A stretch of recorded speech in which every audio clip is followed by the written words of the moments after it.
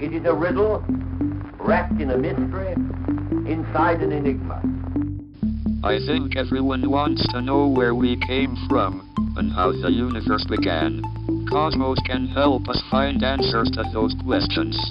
Hopefully, when we understand how the universe began, it will give us a clue as to why it began the way it did, or even why it began at all.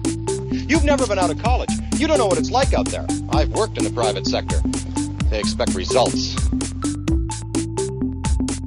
Welcome to the Magician's Advice Podcast, honest advice from working magicians, with your hosts Phil Taylor and Ian Brennan.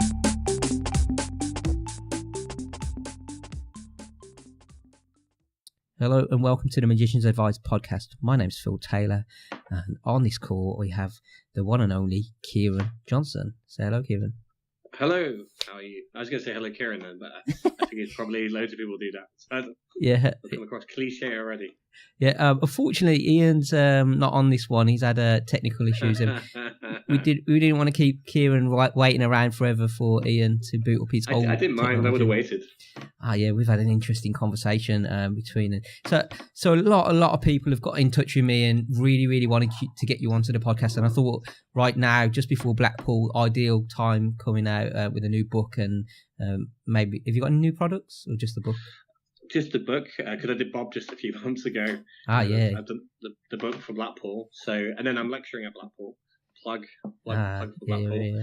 Yeah. On the Friday at 11:30. Yeah, we'll get onto Blackpool and the book and all those bits and pieces. I know we've sort of been talking about all those sort of things before the podcast opened. So you've done some amazing things in magic in your short sort of a career.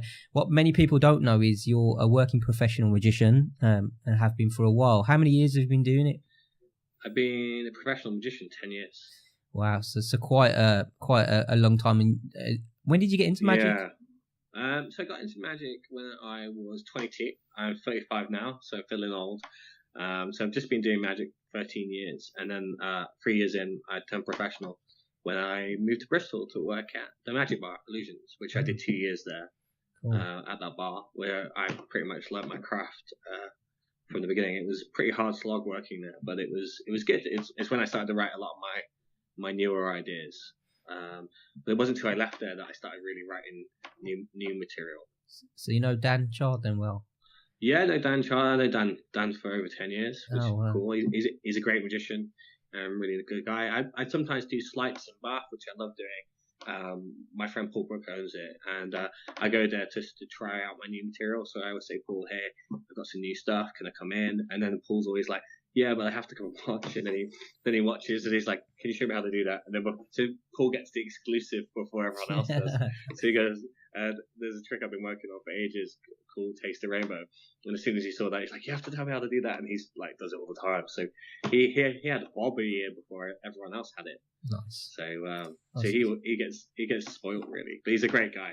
Him and Daniel and the whole of Sleights Magic Bar are amazing. And what's awesome is Billy Kidd's upstairs doing her stage show with Gazzo.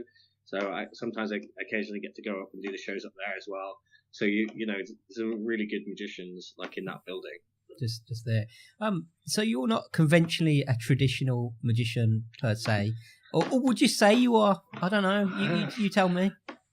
What is a traditional magician? I mean, like today, a traditional magician is someone that does, and I hate that my friend's going to tell me off this, but a traditional magician is someone that tends to do things that reset really quickly, or values things that resets really quickly, or thinks about, you know, I'm not saying that every magician does that, but if you look at the majority of magic, if you look at most magicians in their set these days, they have probably the Army deck, Invisible deck, Double Cross, the Ring Flight, Revolution, and maybe Bonsalopes, and that's the standard working magician. And now you may probably add the Rubik's Cube or a Rubik's Cube based routine into that.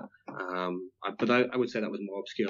So it depends what you deem as a traditional magician. I think in some senses, if you were to go back and call me a traditional magician, if we were going back to the 1930s, I would be very much a traditional magician, because I'm doing magic with things that are around with me, things that are on me, things that are in my area. I'm preparing more. But if we call it, I wouldn't say I was a modern traditional magician. I would say I was more of a 1930s, 1920s maybe style of magic. It's really interesting. You should say that, and it leads to a great question. So you talk about reset time and everything else. If you're doing, do you do walk around? Are you a banquet magician? Are you that kind of guy? So I'm every type of magician. Without being, I do stage, I do close up, I do parlor, I do banquet. Like tomorrow, I'm doing walk around. Then I'm doing table magic. On Friday, I'm doing I'm doing stage on Friday. And then obviously I'm teaching on, the week after at Blackpool. So I very much have a bipolar career. So one minute I could be in a bar, one minute I'm in a big mansion performing for some people in a small area, or I'm at a corporate gig walking around. So I wouldn't ever define myself as one particular style. Like, okay, this is interesting. What would you? This is more for me now. I'm intrigued. So what do you do? Well, so you've got a lot of products out there. Most of the people who listen to this will know you and know what products you're about. All the ice and all that kind of stuff. What kind of thing would you do? Table hopping. Where would you go? That's what I do. I like. This is the interesting thing. One of my friends ages ago said, "Kieron, when you publish stuff, you can't do it anymore because everyone's doing it."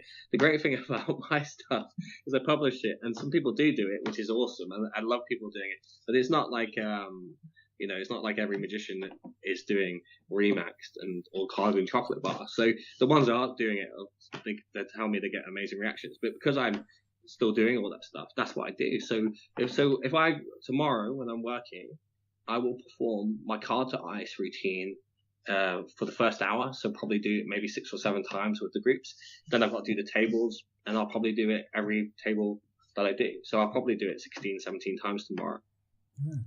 So does the ice last that long, or have you got more sort of backup?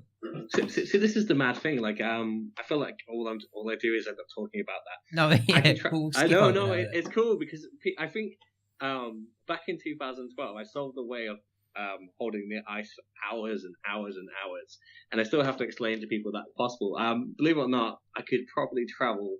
Where do you live? Birmingham, yeah. Birmingham. I could travel to Birmingham, back to my house again, which is about 3 hours, and back again. I could go back and forth, and the ice will still be fine, and I could do a gig with it. It'll last 10, 12 hours. Wow. So that's just transporting it. Then it'll stay in my pocket for an hour. So I literally. I sweat a lot at gigs. Is it going to melt? No, because it's wrapped in the fabric. It's in the pocket. I sweat too when I'm working, but it's fine. The other thing is most magicians don't really comprehend this, but so I hope I'm not being rude. No. I always feel bad if you don't comprehend. That you're not going to have it on yourself for an hour, are you? I mean, basically, if you wanted to, you could wait 2 hours. It would be fine. But majority of the time, I put it in my pocket and I do it within the first half an hour of being in there because I'm walking around every table. So I do ice, smash it, move on. Do ice, smash it, move on. Do ice, smash it, move on. But if you wanted to wait 2 hours, you could. But ideally, you're only ever going to have it in your pocket 20 minutes, unless you're doing parlor, then it might be there in 40 minutes. I know we said we'll talk about Blackpool, but in my lecture, I don't do the ice to the end, so I wait a good 50 minutes before I do the ice. Because there's no rush. I think it's an interesting. I know you do a lot more. You've got a lot more products out there. And so what other sorts? So you do the ice. What else do you sort of? Well, I love the ice, so it's proper obsession for me. I do my lolly trick, which I've been doing for a long time. I do several versions. Is that of that. the lolly where they produce it with the flash paper? That one is. Yeah, and I used to do it with the anything deck where I had all the cards, and then Steve Rose made a deck for that, which is quite nice, which is a variation of my word deck, but into pictures, which is nice. But now I just normally do that as a throwaway, as an intro thing. And then I do my metal bending routine, which I love. And then I do some traditional stuff as well. Like I love coins across. It's a bit classic. I have a version of that I love to do. And then depending on the audience, I might do some of my swallowing stuff if I've got the right crowd with me. And then I do other bits really. I do Bob for the right crowd as well. Like Bob's such a great piece for tables. It's a great ending or great extra trick, which is good. But the main tricks I do really in my set, my main set is lolly, my ice, and my fort bending. Really, they're the three things I do. And then if I'm doing parlor, then I do a different show because I'm really into memory stuff as well. I do memory demonstrations. So the show I have for my stage show is all about memories. So each trick ties into a memory from when I was a kid. So I'll do metal bending, but it ties into a story about my father, or I'll do a memory demonstration, but that ties into being a child again and discovering all these different things I could do. And then I'll do my body stuff in the same act because I'll talk about me and my brother. So I very much tie my shows into stories about my life when I do stage. So everything I do when I do magic is all about personal. I make my magic very personal. So when I do my card routine, which is the Remax routine, I always talk about the idea of traveling back in time and paradoxes, and because I love time travel, hence why my thing is called the Time Traveler, and that's the routine. But because that routine is like 4 or 5 minutes long, sometimes that's the only routine I'll do when I'm strolling. Yeah, that makes sense. And I do my card in chocolate bar all the time because it's such a wicked trick. It's normally the ending to any set I do because it's just so powerful. Not many tricks can follow that. And you wouldn't think that something so simple like that would be so powerful, but it kills. It's such a great trick. I can imagine. I know we talked about it. We touched on the point of it being you're different to. I can't say to normal. So let's say we coin it a normal magician, a working magician. Well, it's difficult, isn't it? Because I don't really think of myself being different. I just think of myself doing the magic I want to do. Like I'm working on a project now that I keep phoning John about, and I put hours into doing these things. But like I do some traditional stuff. I like traditional card magic. I can do some traditional card stuff. My wife, she loves it when I just do a bunch of card tricks. How many people can say their wife likes it when you just do a normal card trick? my wife loves it when I do some coin magic for her, or I do some of the stuff I've been practicing, or I might do Las Vegas Aces for her, or she's got favorite routines, or she likes my version of Triumph. Whenever we see people, she's like, dude, she calls it the clicky trick. She says, do that. Of all the things I can do, that's the. So she appreciates those things as well, those skillful things. But I know that my audience, especially because I've got my reputation, they want to see me turn things into fire or make things move or change things. It's hard to explain really because I come up with so much magic. I'm always like, I think the problem we had with my book is, I know we're going to talk about this later, but there's over 100 effects written, but it's getting them all out of my head and getting them all processed was a nightmare. So that's why I ended up getting broken into volumes. So because I literally come up with stuff all the time. That's a bad habit. Interesting. So the listeners will want to know, and they'll want me to ask you the question: how do you go about coming up with these crazy ideas? Are you constantly on? Are you constantly thinking? Are you in a shower when do they come into you like an epiphany? Do you wake up in a dream? Yeah, I don't know. Like I don't sleep very well generally, so I know Adam Waller talked about it on Penn and Teller. He says keep a diary next to your thing, so if you have an idea, write it down. And I used to write them down, but I tend to I say I try and remember them, but I probably forget more tricks than I write down, to be honest. So not every idea is great. I mean, like the last 2 weeks I've been working on this Rubik's Cube, and I'm getting towards the end now of actually getting it all together, and I think to myself, is this good? Is this a good trick? I don't know. So I think sometimes I don't know when something's good or bad. It's just, I think I have to have a magician tell me that's brilliant, really. So I think an idea, I don't know. I couldn't really explain where I got my ideas from. I was on the plane. I came up with an idea. It worked. When I wrote Bob, it was the middle of the night. It worked. When I came up with can stuff, it was just I couldn't sleep and I created it and it worked. So, the ice stuff was just trial and error. Like it was hours and hours of walking around ice, strapping ice to myself. Like that's why I'm so obsessed with it, because like the breakthroughs I've made with the ice is just always being amazing. Because the fact that I can travel hours to a gig and then walk around hours with a block. I know I keep going on about that. No, it's great. For me, that's like it was such an epiphany, and I have other tricks that people love. But for me that they'll always be my babies because of how much effort went into it, and kind of gutted that. I said to my wife the worst thing I did was figure out how to seal it, because now I don't really have anything to aim for. When I figured out how to seal the ice, I kind of did what I set out to do at the start, and then kind of now feel a bit empty with it. So, because I feel like I've written so many effects for ice, but it's kind of, I feel like I've ended that journey, which I'm kind of a bit gutted about, because I've enjoyed that journey. It was nearly 7 years of one obsession. No, yeah, has it been that long? Wow, I remember when it came out. I was like, what?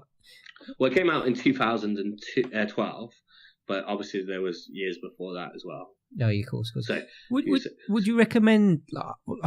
I'm trying to think. Right, I have my working set. Right, I have my working set. I'm going to go to a gig tomorrow night, or no, Friday night, and I've got ice in my pocket. I'm thinking, shit, what's going to go wrong here? And with any effect, a working pro is going to have to. You're going to have to work it, aren't you? You're going to have to put it in. You're going to have to see where it goes. You're going to have to know all the moves inside out, everything inside out before you do it. Right. The great thing is, depending which version you do, there isn't anything to think about. If you're doing to the max, you have to think about movements, and flash paper and stuff, and productions. But with Remax, it's just a card to wallet, really. I mean, I hate to bring it down to that base, but if I had to describe is that the one in the block? Yeah. Wow, I never even thought about that. It's a wicked trick. I literally, that's the one I'm on about that I do every table. I'm so proud of that trick. Its chunk is. Have you got blocks of ice then when you go every table? Yeah, every table. So this is the thing I used to think about. I used to think, hey, as a magician, I walk to a table.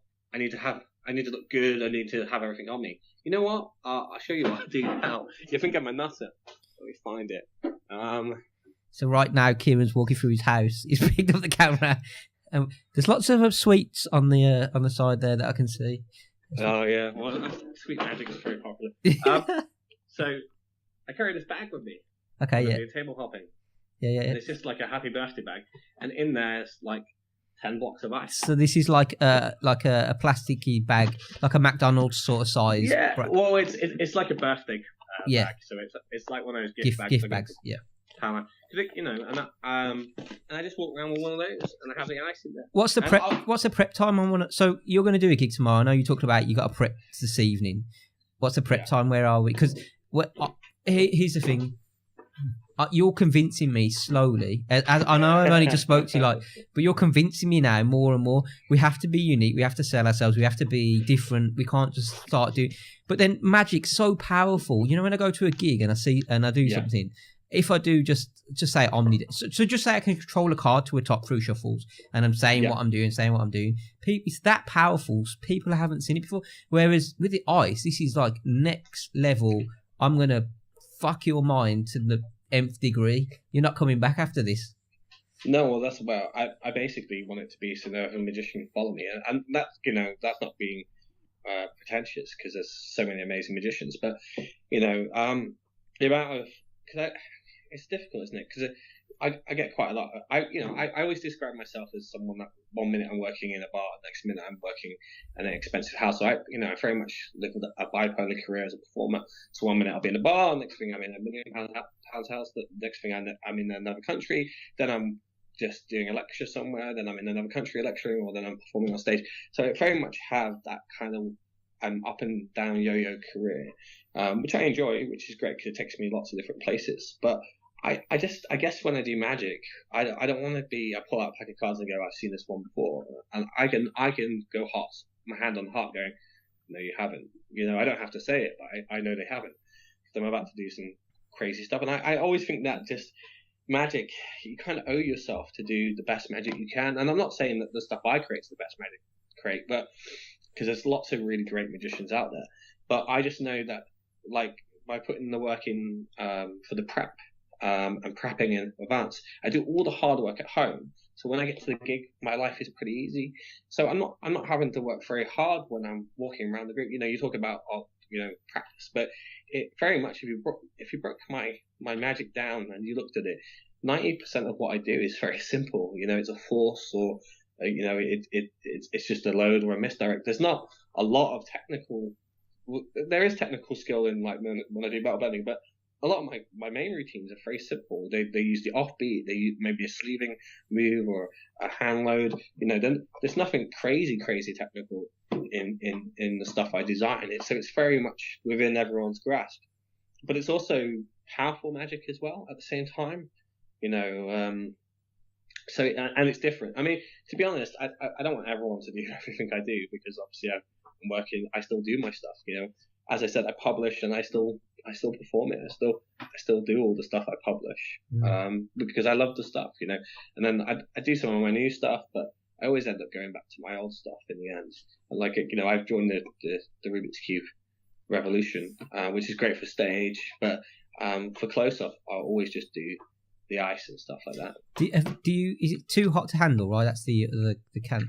Is that what? Yeah, the can trick. Yeah, well, I used to do that walk around all the time. So when I was, I used to have a regular place in this bar, and I did it every week, and I used to do that all the time. And I used to do it close up all the time. I just, after it's been on TV a bunch of times, I decided I didn't really want to do it as much.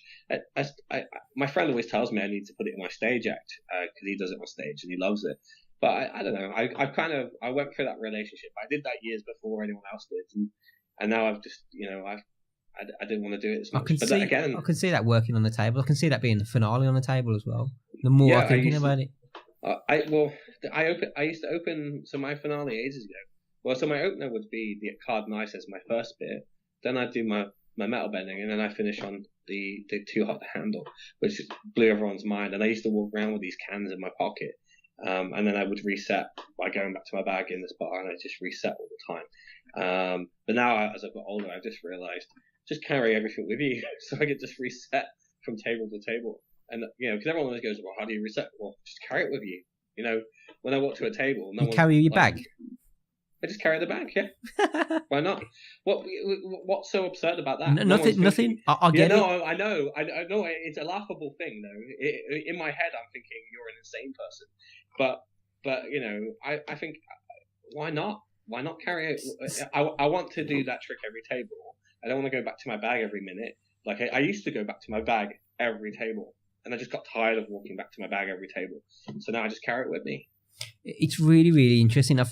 I find myself meeting people like yourself on this podcast, and the more I do sort of corporate magic, I've took up a lot of my stuff out of my pockets. Before I used to be the magician, carry everything, want everything there and then. But now I sort of say, my set's here, and I put a bag somewhere in the room, and then I go back and grab what I need to grab at that point, and I work out where I need to. It's sort of like, I'm just talking about it. Sort of makes sense in my head of what you're saying. Yeah, I've been in that situation, and the only reason I used to go back to my bag is because, well, whenever you meet a magician, they say, "Oh, you can't, you have to look like you're not carrying loads." But at the end of the day, I've never had one person say to me, "Why are you carrying a bag?" No one. I don't think they will. They're not expecting it, are they? So they don't know. There's no stereotypical sort of. No. Yeah. The only thing it's difficult because I used to think it was a bit of a stupid thing. Maybe the bag I carry suits me more, but I think I could carry a doctor's bag or a little satchel, and that would still be fine. And I put it on the floor of the table. Now, when I'm doing walk around, I carry a bag as well, but I tend to have different stuff. I tend to have I do a Rubik's Cube act. So it's just Rubik's Cubes in there. But when I'm doing the tables, I just carry all the ice. It's you know what? You just sort of give me an idea. You could actually do a crazy show with it out of your bag, plonk it on the table, or put it down the side, and start doing crazy stuff, bigger stuff, better stuff outside. Maybe you could. I don't know. Maybe it's an idea. Yeah, I wouldn't want to bring attention to the bag because then it becomes about the bag. No, but not about the bag. You put it there so you can go in deep in there and get your props. Maybe, I don't know. Yeah, I don't know. I think you still have to maintain part of the mystique. I think having the bag on the floor where no one really can see it is fine. I think having it on the table, then people are curious about that. Then you've got to start worrying about people management. Are they going to be more interested in the bag and you? And then you got to start thinking about scratch that idea. Maybe you're right. No, there's no bad idea though. I mean that isn't a bad idea. There was not. What would be the worst case that you did do that? The one thing I think about magic all the time, and I talk about this when I lecture is. We're magicians. So what do you think when you think of a magician? Well, you think of a magician as someone for example, say Gandalf was a magician. Yep. Like working tables, and he came in and he sawed someone in half, did sponge balls, read someone's mind. That would be fine. It'd be the weirdest act ever. But think about it. Gandalf doesn't do magic. He is magic. So that's the same thing we should be thinking about as magicians. We shouldn't be thinking about limitations, or because Gandalf doesn't think, oh, I'm limited. He thinks I can do anything. And when people think of magicians, they think of anything. And this is always the interesting thing when I hear magicians go, yeah, but that's a strange prop. I went, what do magicians use to do magic with? They use a wand. So people already know, they're conditioned to know that magicians use objects to channel their magic through it. They're conditioned through films, through Harry Potter, through folklore. Everyone knows that a magician has to use a cauldron, or a witch uses a cauldron, or a magician uses a thing. So if I have this object, people know that that's how you're moving your magic with. It's only our own kind that go, no, you can't do this, or you can't do mentalism, but then do sponge balls. At the end of the day, a magician shouldn't be limited to one aspect of thinking, and he shouldn't also limit himself to one thing. Like, oh, hey, I gotta have everything that resets. At the end of the day, we should owe it to ourselves more than anything, and our audience, because obviously, without an audience, there is no magic. I mean, that's the end of the day. Without an audience, we have nothing. So you have to think about your audience. But I think we should always be challenging ourselves to do the impossible, because that's what we do. We're magicians.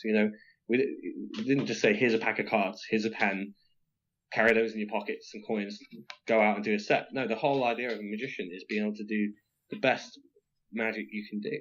So therefore, it should come back. You should do it at any cost. That's just my belief anyway. So going back to the Gandalf sort of thing. So Gandalf in the film, if you watch it, he's normal, he's talking, he's got narration, and then at some point when he chooses, or when the time's right, when he's needing, that's when he does the magic, right? So it's it's the same. And he's not limited. Yeah, he's not limited, and he, we shouldn't think magician or card trick or magician and rope trick. We should magician. Just think someone that can do incredible things. That's what we should be thinking about as being magicians. I mean, these are just my thoughts. It does not mean I'm right. These are just my opinions. As my father always says, you should listen to everyone, but do your own thing in the end. But these are just my thoughts on magic, really.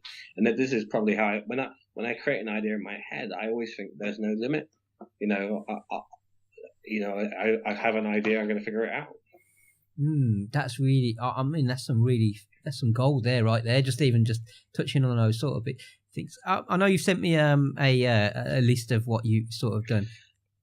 I didn't know whether I was meant to, because I think everyone just thinks I'm some guy that just creates magic tricks. So no, I wanted to touch on So you perform for royalty, right?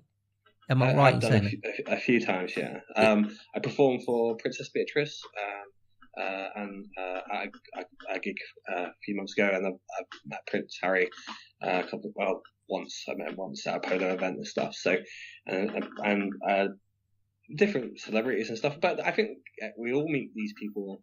Really, if you're in the game long enough, we all meet them. It's just one of those things, isn't it? I never really think there's anything special about that. I just think it's just one of those things. They're just there and they show them what you'd show anybody else. Yeah, pretty much. I never really think. I never get really excited. Like, I did a gig in the Liz Hurley's there. I just treated the table like any table. I made them wait because they were eating. I'm not going to rush to get to them. But I just see those type of people as people.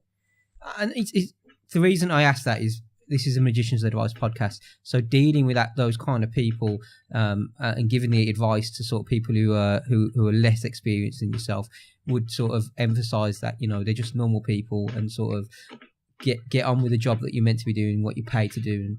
How I got that work in the first place was because my stage name is Kieron the Mighty, and there was this guy, and he owns Columbia Records, and he lives in America, and he was coming over to Bristol to have a party, and he just Googled magicians. He saw my name, and he hired me because he liked my name. He didn't even look at my magic. He just said, "Yeah, I'm gonna hire." He went, "I hired you because I like your name, made me laugh," which was interesting. He went, "Did you look at my stuff?" He went, "Nah, I just went Kieron the Mighty. I got to have that guy." He went, "Once we're not good," he went, "I don't care. I like the name," and that's how I got into that kind of circuit, and I'm there, and I don't really follow celebrities, so I didn't know who anyone was there and stuff. And I think it's funny because I did a few gigs for him, and I met I always know him as Danny from the script, and he said, "Oh, we should get a photo," and he made me take a photo on my phone with him. which is nuts, really. Yeah. So I have this random, and he does the pointing thing, which I absolutely hate. Because I don't. What are you pointing? I have no idea what you're talking about, but I imagine it's something to do with that kind of thing. Oh, seriously, whenever I take photos with people and they start pointing, I just say, "Please don't point at me." So that's why I always have let's do fun faces in my pictures, or I stick my tongue out. Because I thought, if you're going to take a photo, at least do something different. I don't get this whole pointy thing. I'm gonna do it when I see you, when I meet you. We are having it's just so on, man. In fact, everybody's going to Blackpool to see Kieron, get a photo with him with pointy things. He's in the cool crowd now, he's just there. There's going to be about 1,000 people listening to this. Please, everybody, get on there, do the photo thing. He loves it, really. I do. Well, no, to be honest, they won't do it. They're too shy anyway. I don't understand it, but again, that's such a privilege anyway. Where I never really get I always just see myself as just a normal magician who's at convention. I mean, I guess I said, we said we talk about Blackpool, but for me, the highlight of my career, everything I wanted to do was perform at Blackpool. I mean, when you think about that, I've performed some amazing conventions and all over the world. But the one thing I wanted more than anything was to perform at Blackpool. It's very sad, really, considering all the places I've performed. No, because it's a great goal, isn't it? It's where everybody goes. It's the pinnacle of magic. That's where people go. Yeah. But before we touch that, this is interesting. Did you have goals in magic then? Did you set yourself sort of targets where you want to be? Or is it more that's the thing that you wanted to do in your head? Yeah, so I wanted to, I guess when you create ideas, you could, it's nice. I like talking about my magic and my designs, and I wanted to play the magic circle, and I did, and I wanted to go 4S, and I did, and I wanted to do the Blackpool, and I finally got it, So yeah, I mean, I have goals. I've got one more thing I'd like to do, which is the Magic Castle. Then I've done everything, because I played the session, which was amazing. I've done MA.GICIAN, which I wanted to do. I did my tour of America, which I wanted to do. I wanted to do a tour of Europe. I've done that. Actually, the only place I've never toured is England. I've never done a proper lecture tour here. I've always just gets booked now and again. I wanted to do Penguin. I did my Penguin lecture. So it's kind of I've got the Blackpool Magic Convention and then the Magic Castle, and that's my goals. Andy Gladwell said I need to get better goals. You did it in a very, very short time, though. In relatively speaking, 22 to 25, you've done quite a bit, and that's probably testament down to your individuality and sort of creativity and turning magic into something else, taking magic in a different direction. Yeah, again, people always say that to me, and I just never think of I did anything special. I just did the magic I wanted to do. That was it. I started reading Maximiliani, started reading Tarbell. I liked the tricks in there, and I just started going down that line. And I don't really think I done anything, really. I mean, everyone goes, out of the box. But all I'm thinking about is just, I want to do these tricks, so I'm going to figure out a way to do them.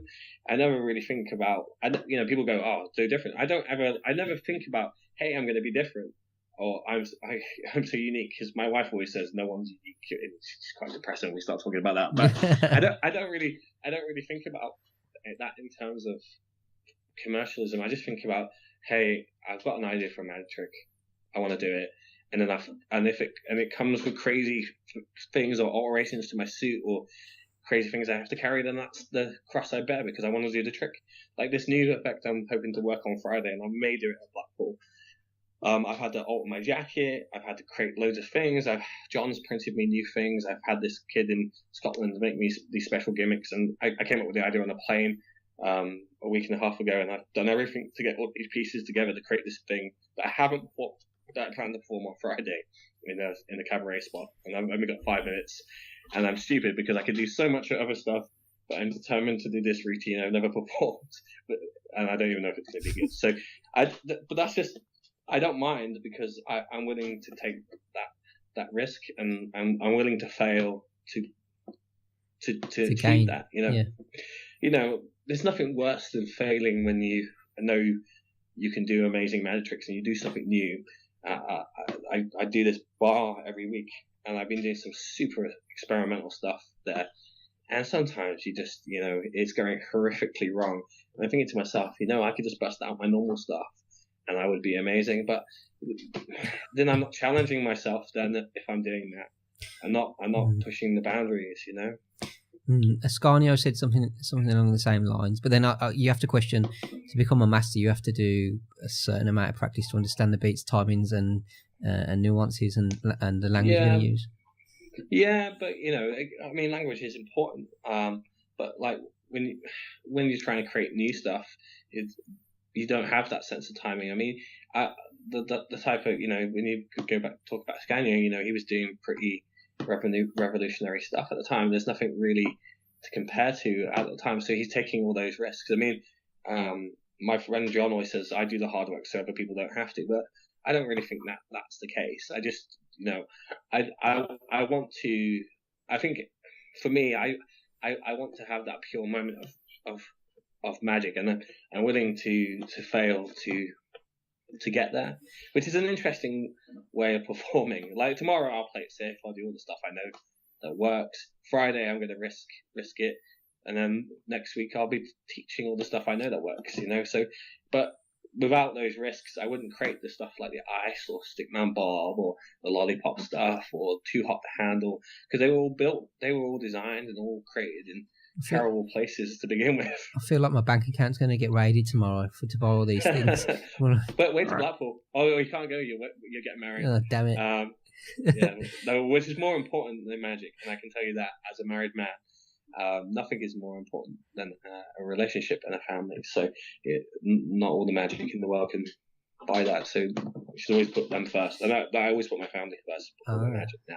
So, it's Kieron, before you move on, so Kieron's mentioned John a number of times, and John is John Morton. He's in the podcast group, and so props to John. He's just sort of, is he a right hand man, or he's one of your friends, isn't he, in magic? Yeah, he's one of my closest friends. I talk to him an hour every day, too much. His wife Collie is always like, "You gotta have an hour." And I ring him up, and he's like, he's pretending to be in his workshop, and we talk about all stuff. We talk about magic and publishing and stuff, and I say I've got this idea, and we created a few things together. He's probably one of the most underrated magicians in England, I would say. Like, he's one of those people that people should look at because he has some wicked stuff on his website. I use a trick called Icon in my stage show. I had it specially made. He custom built it for me, and that's a trick every stage magician should have in the thing. He probably, he takes forever. It takes a while to make them because they're handmade. It's not like he just has them sitting around. They're custom made. But he's just a really clever guy, and probably doesn't get the credit he should really. I love John, and through the podcast he's sort of come on and he's helped me through the weddings and talked to me about magic. Yeah. And he creates I'm going to buy some of the needles, and he's got me doing 21st Century Phantom and all those. Well, he's the reason it revived. I mean, that trick was. I mean, Alice Pullman brought it back, and what most people don't remember is Alice Pullman published that many years before John started doing it. So as soon as John started making them for everyone else jumped on it, and the magic shops now sell it and stuff. So John's really the reason that made such a comeback.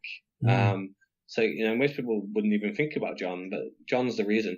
And half those ones in the shops that you see, John made them, and they've ended up in those shops. I don't know how they got there. I don't want to get into all that, but John made those. He does it by hand, does he? I think he does it on his computer or hand. I don't really know. He's crazy, and then he and then he makes it. So half the silhouettes that people use, John created. That's what I use. John's. I'm going to buy some more off him. So John's going to be like, is this Kieron's bit or is this just John? But he's a great guy, and there's some great musicians I spend time with. Like I spend a lot of time with Steve Rowe. We're good friends as well, and Mark Travisoni from Saturn Magic. I create stuff with him, and another guy called Kev G, who's very clever. So I have a base of people I just talk to my ideas. I think Mark tells me on too, and I've got to stop talking about my ideas so much.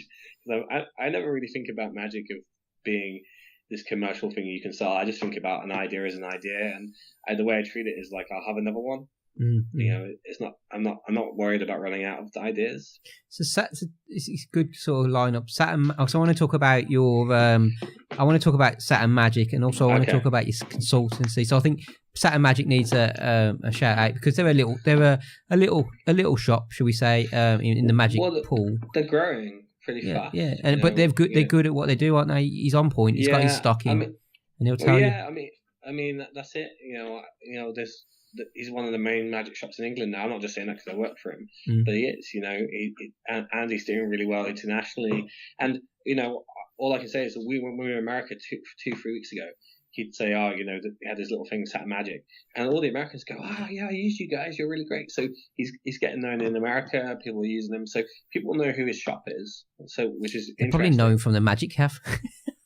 Yeah, I think they probably do. He's not on there as much these days. He does his shows and stuff, and you know, it's really interesting how that shop's going because like they're getting.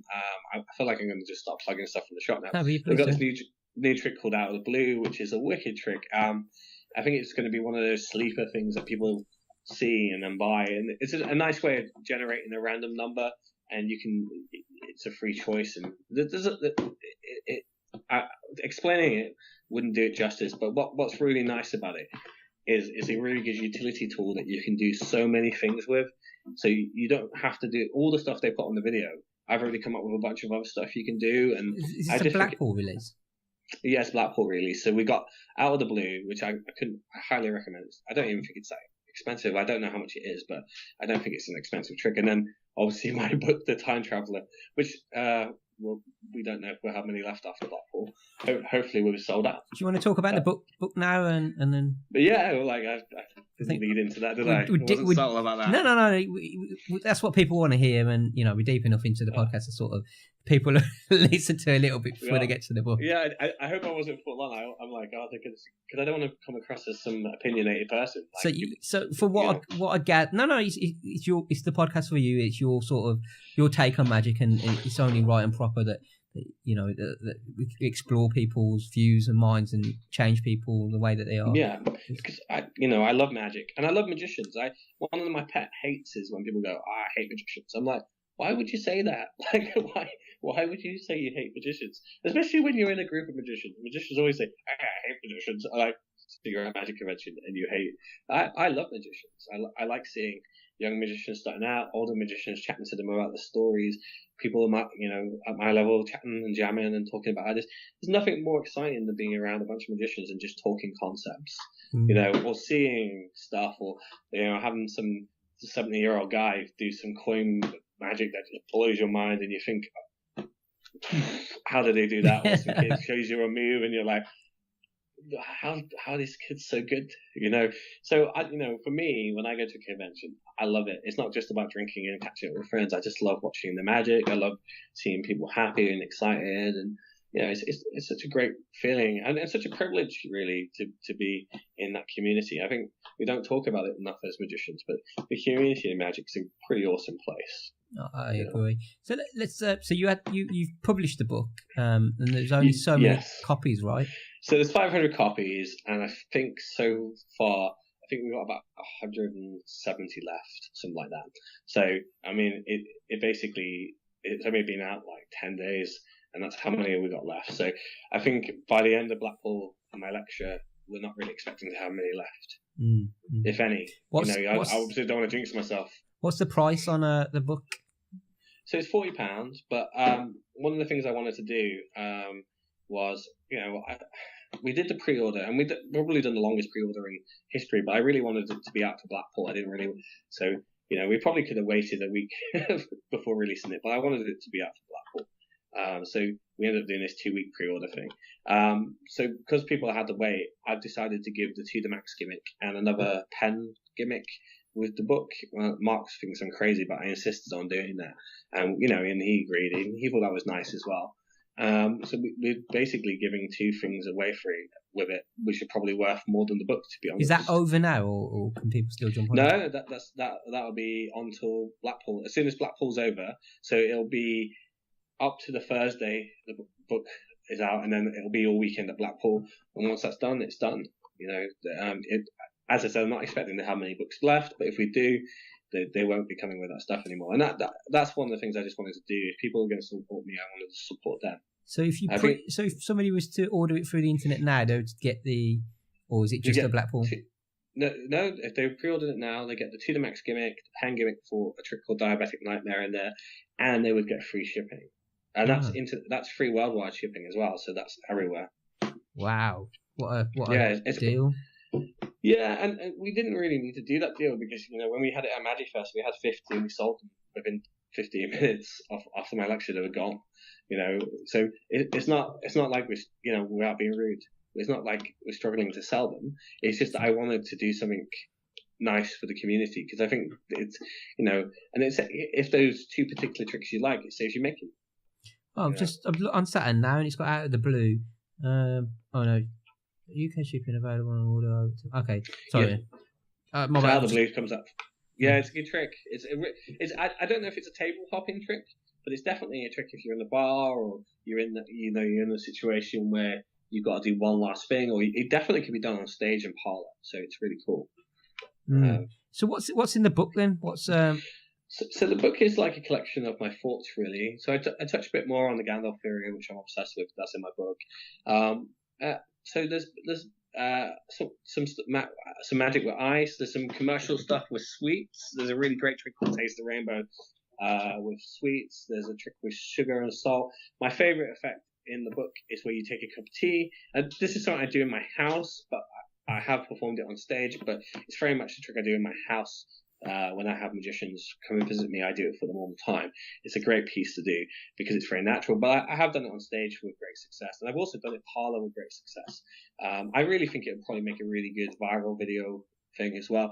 You know, it's definitely, if you're looking for something unique for stage, then this is definitely it. So you make a cup of tea or coffee. So you pour the coffee, pour it into the cup. The person can be next to you when you do this. You ask them to drink it, they can drink it, it's boiling hot, they can touch it, it's boiling hot. You can even put a temperature in there if you want, and it's boiling hot. And then under your control, you can start to make it cool down. You can even have the temperature cool down as well, if you want to. And basically, it starts to become really cold, then freezing, and then the tea partially forms into ice, like a big block of ice forms in there. And the great thing is they can carry on drink it. There's no chemicals, there's no loads, there's no switches. It's all self-contained. And it's a pretty good trick, and I pulled some good magicians with it as well.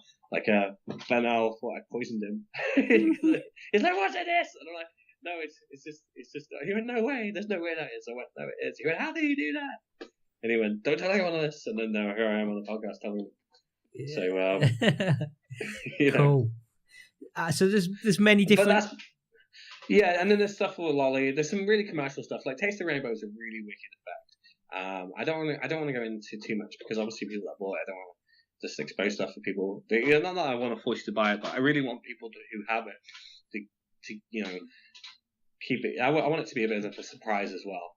And then there's other things in there, but there's some really commercial magic in there. There's some interesting stuff for stage in there. There's some. One of the things I teach is obviously I do regurgitation. One of the things I talk about is I show how to swallow smoke.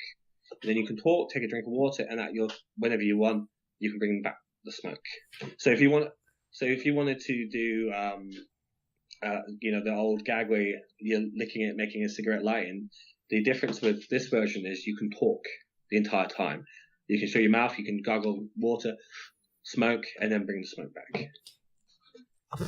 Is the regurgitation the same as what Blaine's doing, or has? Yeah. So I'm sure David wouldn't mind this. He phoned me up and wanted me to teach him how to do the smoke because he tried to learn it because it's an old technique. It goes back a long time, but most of the technique people are doing, they're not doing it. It sounds wrong. It took me nearly a year to figure out how to do it with vapor, and then realize what I was doing wrong with my body. And I have a friend that could bring some back with smoke with a cigarette, but he can do it with vapor, and I just adjusted his body and showed him the new technique, and he was able to do it. So you can do it with vapes? Yeah. Well, this is what I cover in the book with vapor, and it's doable. I think most people will be able to do it within a week. You know, Whoa, probably you'll be. Imagine that. Imagine going there, just demonstrating that randomly somewhere. But like, what the hell? Yeah. It brings the house down at convention. I probably shouldn't teach it, but it's one of those things I'm expecting people to learn. I'm buying the book now just for that. I don't know if that's the best idea, but it's a good, you know, it's that's just one of the ideas in there. The taste the rainbow tricks, like I think probably the most commercial magic trick in there, which I keep going on about, and then there's some obscure magic in there as well. So there's just lots of thoughts off in my head. What's taste the rainbow? So I don't want to give it away too much, but so basically you have a pack of Skittles. They pick any Skittle they want. They hold it in their hand. They hold the packet the entire time. You put it to the head. You talk about psychic abilities, and you say, "What color do you think it is?" They say red, and they open their hand. It's red, and then you say, "Did you get any other colors?" And they say like green, and they go, "Really? That's really interesting because actually you picked the only red Skittle because if you pull them out, they pour them into a wine glass and everything's like, oh, it's all green." So it's like a technique for that, and that's the trick. It's an amazing trick, but I don't perform it as much as I was because I just move on with my material. But I did that for about 2 years. That always got screams. Mark loves that trick. Like he reckons that's going to be the trick in the book. But for me, it'll always be the tea trick because it's just so crazy. Man, I feel like I'm gonna buy the book now and read it. I just hope it's not disappointing. I hope I'm big. This is the only thing I always worry about when I talk about my stuff. Am I bigging stuff up? The thing is that what I can tell you is, you know, I'm not trying to be different, but it's different stuff. It's not a book with, you know, it's not a pick a card trick book, or it's not a variation of MA.GICIAN. Not there's nothing wrong with those because I love the MA.GICIAN. It's a beautiful move, but it's very much its own thing, really. I like the Gandalf theory. I like the Gandalf theory. I mean, that's just enough for me. Just understanding that sort of makes sense in my head. Like, that's what you should be doing. I wish I touched on more theory, and I think when I do volume 2, I'm definitely going to do that. It's just like writing isn't my forte. If anyone knows me, and my posts is not my natural gift. So getting just these 17 things, these 12 tricks, and the ideas out there was hard for me. So, and I'm just hoping that, you know, people like the second volume really. So I'm going to try and put more of that in there. But I'm proud that I did the book. It was 2.5 years just to write the first volume. Yes. So I'm hoping to have the second volume by next year. Cool. So there is a potential one on the cards at some point. I wanted to touch on your sort of exposure to can we like Britain's Got Talent and working behind the scenes and sort of all those kind of bits and pieces that you've got, because people don't know, do they? You know, you're a consultant to some of the big names and some of the big things that have gone on. Yeah, well, you know, again, I think, you know, it's just fortunate that my stuff's been on telly, really. As I said, you know, it's nice. One of the reasons I would want to touch this, I think, interestingly, some of my magic now I've got no TV rights on, and I always, you know, and I've seen a few people write, "Oh, no TV rights, just trying to make more money," and I always find that upsetting because the reason I put no TV rights on is actually to keep my stuff off television, because I felt like if you're buying my stuff, you want to be the only one that does it. You don't want to have to be compared to a television person. So, you know, I want to point that out now. The reason I've done that is because I wanted to protect your investment, not to make more money. I say no to telly all the time now. I used to say yes, but now I just realized that if you've spent some money on magic of my trick and you're doing it and you're getting great reactions, the last thing you want to do is be compared to someone on telly that did the same trick. Yeah. So, but yeah, it's pretty cool. Like, you know, TD Maxx was on telly. And what's quite nice about that is most people have forgotten about it now. So, you know, at the time, like a few days after, people remembered. But people don't tend to remember stuff so much. Unfortunately, with the tea trick being so strong, people tend to remember that one. But, you know, again, not everyone's seen it. So I think the worst time I ever had it was when I was in a lecture in America. And this guy's like, "You just ripped off the guy on Britain's Got Talent's act," in my lecture. And I'm like, "No, sir, I wrote this stuff. Did you? Can you prove it?" I went, "Yeah, I did." So in a lecture, I'm being accused of ripping off my own material. It's just mad. It's mad. Like, "You're just doing this stuff on Britain's Got..." Well, I am English. I'm in America, and I'm on a lecture tour. That is funny. That's funny. So that was in America. So that was Dallas. Not Dallas, sorry. Where was it? Oh, I can't remember. It wasn't Dallas. Dallas was amazing. Dallas was one of my favorite lectures. No, I can't remember. So you've just come Texas somewhere. You've just come back from Magic Live, was it? Magic Fest. And what's Magic Fest for the people who don't know? So it's in America, isn't it? I guess. So it's like it's one of the biggest weekend conventions. So in America, so it's about 800 to 1,000 attendees. Josh J, Andy Gladwin run it, and it's like the Session and Blackpool kind of mix. It's a bit more relaxed than the Session. I mean, the Session's amazing. It's a bit more like Blackpool, but without the drinking. Oh really? Because they only have one barman at a time. And like everyone's trying to get a drink, but it's a good way of controlling that no one drinks. Just have one barman on for like 1,000 people. I shouldn't complain, but not that I drank anyway. Really, I don't know why, but it took a while to get anything there. But the actual convention was probably one of the best conventions I've been to. Like obviously I love Blackpool, I love Session, but the Magic Fest was an amazing convention for me. Just the people are so nice, and you know, you get like it was a real mix, because even though there were so many people there, it also felt very intimate as well, which was quite nice. So you know, that was a nice feeling for me. You know, I thought Josh and Andy did a wicked job with that, and it was just such a great place to perform. And I did my act on the Friday night, and I didn't know what anyone was going to think of that, because obviously they've probably not seen anything quite like that before, and it went really well. So Josh and Andy didn't know what I was going to do, because they were helping me on stage. They kind of roughly knew my act, and they know my end, but I decided to change my end. So in my traditional end is right at the end. I've been drinking water throughout my act, and so every time I swallow an object, I drink a pint of water. So by the end of the 20 minutes, I've drank maybe 7 or 8 pints of water. Ready for the toilet then? Yes, sometimes I feel I need the toilet on stage. It's interesting. So I do that, and then at the end I get a tap placed in my mouth, and they turn the tap on, and all the water comes back, and they fill the bucket up, which is a cool way to end. That's how I ended my session.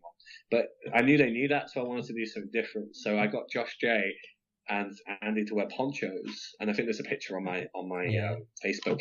And I got them to hold a pink umbrella, and Andy held like a bucket, like a small swimming pool I gave him, and I drank all the water, and I spouted over Josh J's head, and got Andy to catch it in the bucket to sing it in the rain. And everyone just went mental for it. You know, the regurgitation, it's something that can be learned. So I was born with it. So I think, again, people, like, this is one of those things. I've been doing regurgitation for years. I did it way before Blaine did it. I was always, like, I got quite known for it and on the scene, like, you know, swallowing polos and linking them and swallowing buttons in order. And I used to get compared to Stevie Starr then. But I discovered it when I was about 8 or 9, and I used to swallow things for my brother's friends and bring them back, and then my brother would see if I could swallow things in different order. So by the time I was 11, I had like this act. I didn't even know what a regurgitator was. I just knew I could do it as a kid. How do you even figure that out? One day I put this in my mouth. I'm going to bring it back up. I don't know. It's just something I figured out. You know, like, how do people figure out they're double jointed and they can do weird stuff? I just figured out I could do that, you know, when I was a kid. So what would you recommend everybody get some polos, swallow one, see if you can bring it back up? I wouldn't recommend that at all, because I think it is possible to learn it. Obviously, Blaine proved that, but I think one of the things speaking to a doctor and stuff, because I learned it as a kid, I have all the muscle memory built in. Yeah. So I'm not.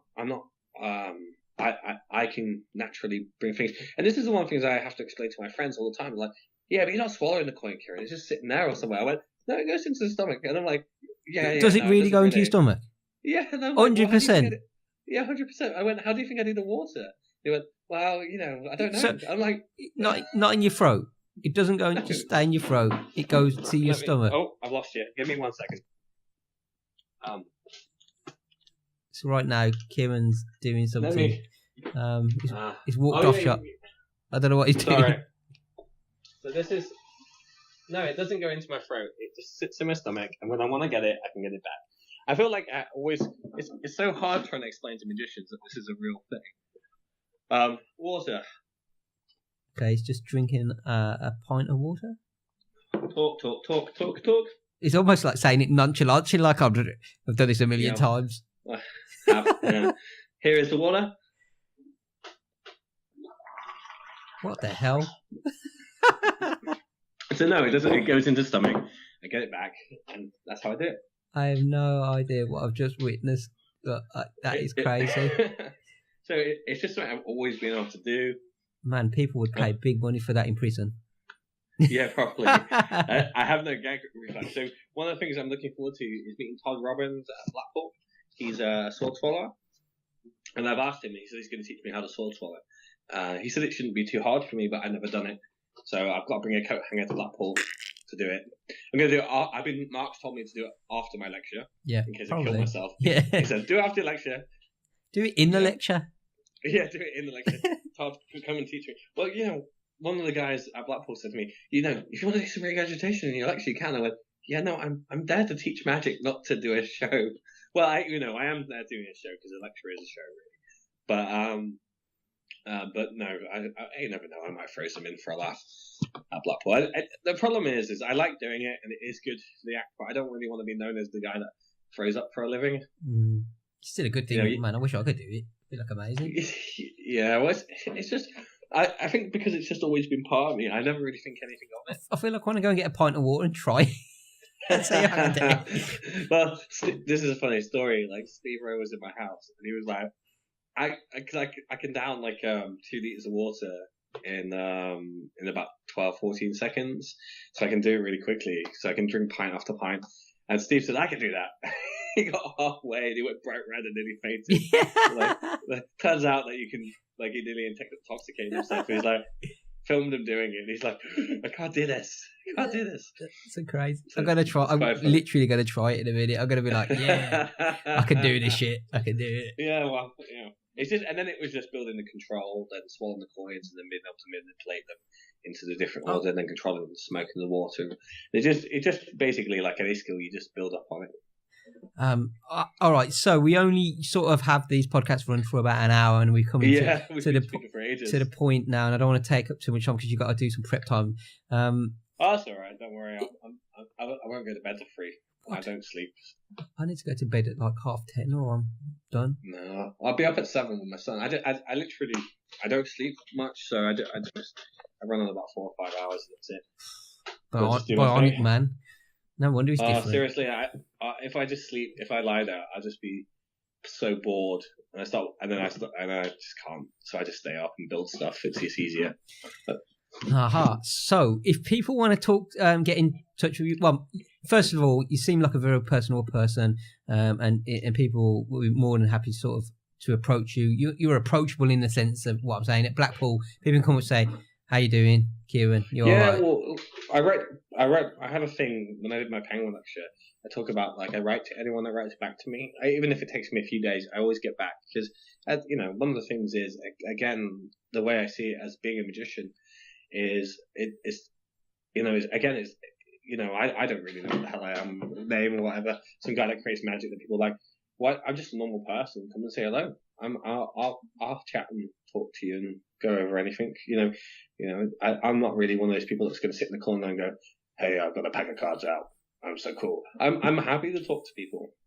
So it's one of the things I like about the magic community. I don't think it should be closed off, and it's one of the things I really admire about Sean Farquhar, because he's this big name, this world champion, and he's at Magic Fest, and he just talks to everyone, and he's so nice and good with everyone.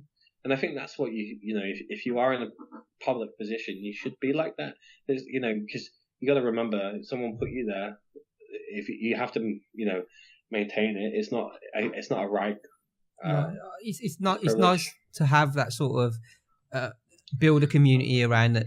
When we sort of interview all these sort of all you guys, all the magicians around the country, everybody's pretty much the same, and sort of you learn that you're all just human beings, and as long as you're nice to them, you're not an idiot, and it's just about that. And you seem like a nice guy, man.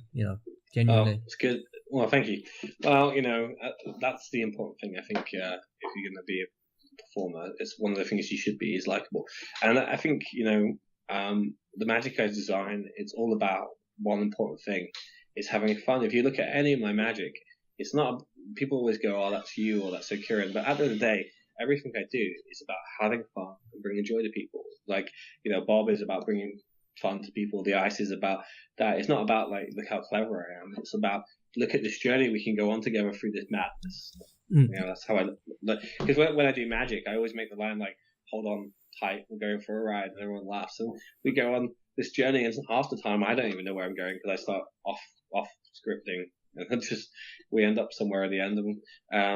It's amazing how many people, like, I don't think I'm doing anything special, but it's amazing how many people, when I perform for them, will just want to hug me afterwards. We go on this really weird journey together. We have fun, and at the end of the day, I'm friends with people. It's a good way to be. Yeah, well, I think as I said, it's just, it's so nice, because people don't have to watch you do magic, do they? They can walk off. No, yeah, of course, yeah. It's a strong, it's a powerful thing what we do with people, and I really love it. Yeah, well, we are very powerful people in a weird way, because a magician has the power of a doctor. If I tell someone to stand on one leg, they will. That's madness. Name another job where you can, other than being a doctor or a nurse, that you can say stand on one leg, stick out your tongue, put a rubber glove on. The amount of power you have as a magician is nuts. But you ask someone to do something, give me some money. Think about that. Like, if you think about that, like, hey, do you have 20 quid? Yeah, brilliant. Sign it. Cool. So give me your money. Let's graffiti it. Now I'm going to destroy it, and now we're taking on a journey. So you think about the amount of things if you break it down to how crazy that sounds. Like, we as magicians go, yeah, you borrow no. But if you think about that, what other profession do you borrow some money, have it signed, bend it or destroy it, and they're okay with it? Yes. So that's an interesting way of looking at how much crazy ability we have, as people. So. I just like what I've got sort of from you is I don't need to be. I need to really think about and reevaluate what I'm sort of doing within my magic. Well, don't limit yourself. That's the message. Yeah. Don't limit yourself. Don't put yourself into a box. You're a magician, so therefore you should be able to do anything. Don't put a limit on yourself. That's the overall message is, don't ever limit yourself because I can't do this or this is too much work. Because, in my opinion, if anything's like one of the things I sound like such an old man. It used to be the thing I would hear is I don't want to do the crap, and I could get with that. But now I'm watching people saying I don't want to do the sleight of hand. I want something that's easy, and I don't get that because you don't get good. You have to work at something. Like talent takes time, And I just think that if you're going to be a magician, you should work as hard as you can. And even if you do struggle with things, I'm not the best at lots of stuff with magic. I wouldn't say like my sleights are. I would say I was intermediate. Some stuff I might be a bit more excel at, but you should always try and improve yourself and better yourself as a performer or a sleight of hand artist, or whether creating. I'm always trying to improve myself as a performer or add. One of the things I do is I try and learn as much as I can. I try and, one of the things I always hear is you should only know 5 tricks well. And obviously that's just an analogy, but I always think that you should just know as much as you can. And you should be able to do it as well. But the message should be, don't stop at 5. Master as much as you can. Master every move. Know as much as you can. Study what you can. But also, if you study what you like, you're always going to be better at it. When I moved to Tarbell and Molini, then I excelled as a magician because I was doing something I loved. I enjoyed studying them. I enjoyed playing with that type of magic. So it's finding what you like about magic. And there's nothing wrong with doing standard magic or doing your pattern. There's nothing wrong with that, and that each to their own. But I think if I was like that, I'd just feel sad. I think I want to know that I'm doing something that I don't know. It's complicated because I have all these conflicting things in my head. But I want to be more than some guy that made some ink appear on someone's hand because I know a million other people can do that. I don't know. I just want to push the boundaries as a performer, as a magician. I don't know. I'm looking for that perfect, impossible moment. You've got me thinking. What we should be doing is with the ink on the hand is getting a fuck off cross and making it massive, and then yeah. There's nothing wrong with that trick. It's a great trick. I mean, I mentioned I didn't like this trick at a convention, and like you think I would have I would have I've just been said a rude joke or just like it was blasphemous. And this is some creative magicians, what's wrong with you, Kieron? What's your problem with this trick? And it's not, my problem isn't with the trick because I have it, everyone has it. My problem with it is, I was doing a gig and this woman saw me do loads of really cool stuff. I did the eyes. She said, "Oh, I've seen loads of magicians. This is really good stuff." Did Lolly Hero, they loved it. Then I just thought, she said, "Can you do one more?" And I went, "Oh, you know what? I'll do double cross." I don't do it much. I know it gets a good reaction, but I don't do it much. I had it on me and I did it for her. And you think I would have done the worst thing in the world? She just said to me, "I didn't think you were a common magician." And I went, "What do you mean?" She went, "Well, I live in Wales." And she said, "When I'm in the bar, every magician there does this trick." And I went, "Wow." Anyway, Do you know who that is, don't you? That's Lloyd Barnes, that is. Well, you don't know who it is. It's definitely Lloyd. I should have said Wales, really, should I? I should have said Wales, but it was near Wales where I was at the gig actually. So she's like, "They always do this in the bar," and there's nothing wrong, obviously, not having a Welsh magician's going to get attacked by a Welsh magician now, but that's what she said to me. Anyway, she hired me for a wedding, and in the email she said, "Cool, I love all your magic. Please don't do that pen trick. I don't want common magic trick at my wedding." And ever since then, it's just made me really think about that trick. And my friend said maybe it was just a bad experience, but I don't know. I just I don't want to ever be called common, so maybe I took that as a personal way. I don't know, but that's what I found with that. And I do Omni Deck. I've been doing Omni Deck for 13 years now. I love it, and it's been rare that I had anyone. I think I've had 2 people mention that trick that they've seen it before in my whole career. Where the pen thing, I've had it mentioned hundreds of times. Whenever they say, "Yeah, I had this magician do this pen thing to me," so and ever since then I couldn't do it. I couldn't bring myself to do it. So yeah, and yet it's wow. I know it's a great trick. Dynamo loves it. He says it. He says it's his favorite trick. He wish he had the rights to it. He does it all the time. He did it on TV, didn't he? Yeah, he does it. He does it in his private gigs. He does it all the time. Lots of magicians do it. It's not it's a great trick. It is a great trick. But but just for me, that's not the type of magic I want to be doing. I want to do this stuff. And I guess by publishing, maybe I do make my life a bit harder by publishing magic. But then I also know that it takes us, one of the things I want people to do is when they buy a trick, I want them to perform it. But I know it takes a certain type of person to keep that level up. And I only know one magician that's really lived that ethos. I mean, there are plenty that have done it. But the one person that lives that to die hard is Steve Rowe. He lives that prep thing. He follows that mantra, better than anyone, really. So because he knows that's what it takes. So, but again, these are just my opinions on magic, and there's no right or wrong way. And don't get me wrong, I'm not having a go if you do those tricks because I know they are brilliant, and I have great magician friends who are famous or really creative guys that do that trick. So it isn't about that trick. It's just I get your point. I don't want to come across like as a snob, because I know that it's a good trick, but it's just the analogy I use, really. No, I get the point. All right, so if people want to hit you up, where can they get your Facebook? Yeah, Facebook. I'm Kieron Lefevre on Facebook, just to make it complicated for you. Basically, when I got married, I took my wife's name because she was the last in the line. It's been in her family since 16th century. So it wasn't even her decision. It was me who offered because I thought we should keep this name going. It's a cool name, Lefevre. So my son's Rupert Lefevre.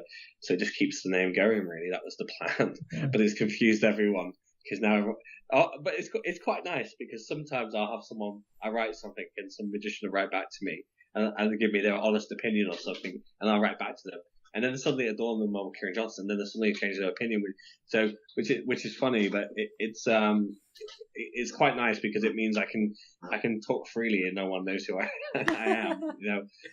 No one's pandering to me. Does that make sense? Yeah.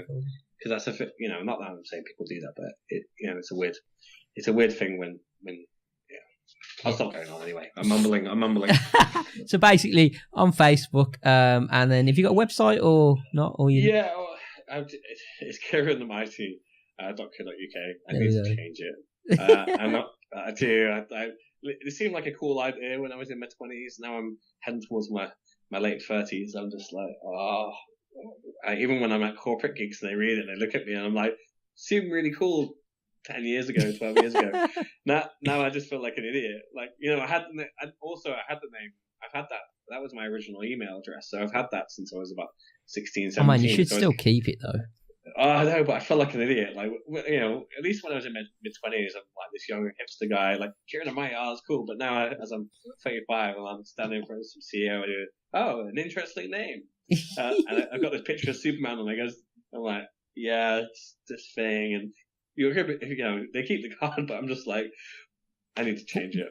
Will you be on the stand at Blackpool? Yeah, so I'll be at Saturn working on the stand.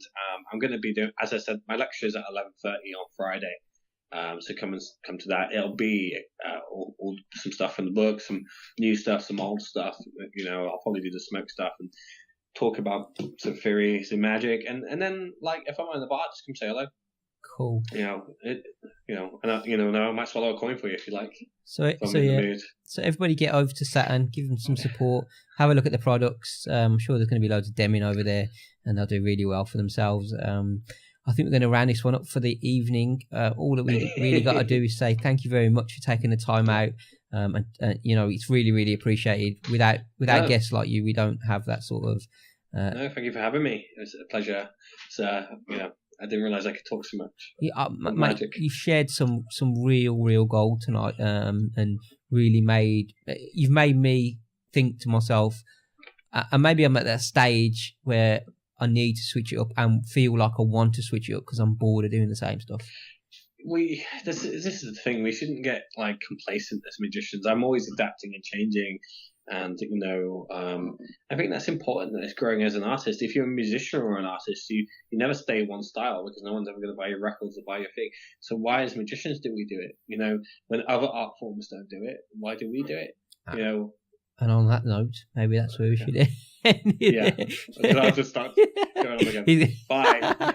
All right, guys, thank you very much for listening to the Magician's Advice podcast. We'll do all the Patreon bit after that, but enjoy your day or evening, whatever you get up to. Thank you very much, and we'll see you again. See you later, Kieron. Thank you very much. Bye.